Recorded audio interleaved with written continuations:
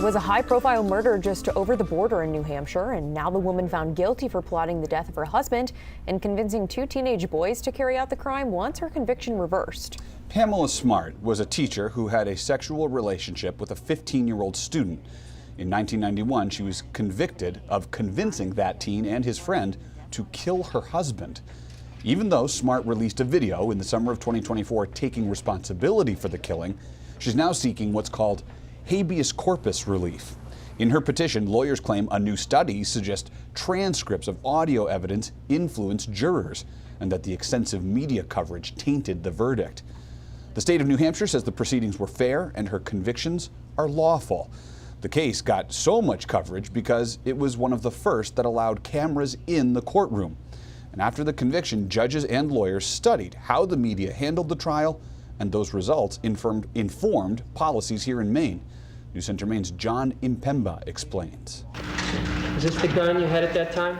Who can forget Pam Smart's teenage lover Billy Flynn crying on the witness stand and refusing to look at the gun he used to kill Smart's husband? That's about as emotional as you can get in any courtroom. Those images are now being carefully studied by lawyers and judges in this state as they prepare to let cameras into Maine courts for the first time.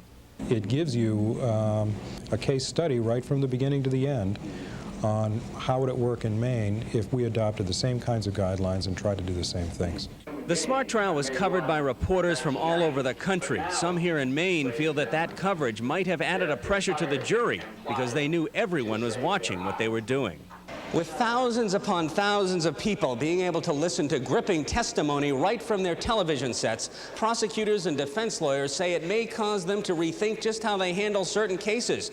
And with cameras in the court, it could mean a whole new way of doing business just to win justice here in Maine. Prominent defense lawyer Tom Conley watched the Smart trial wondering about how it would have worked here. The conclusion I would reach after watching that trial is that it is far more powerful and potentially dangerous than I had any anticipation of.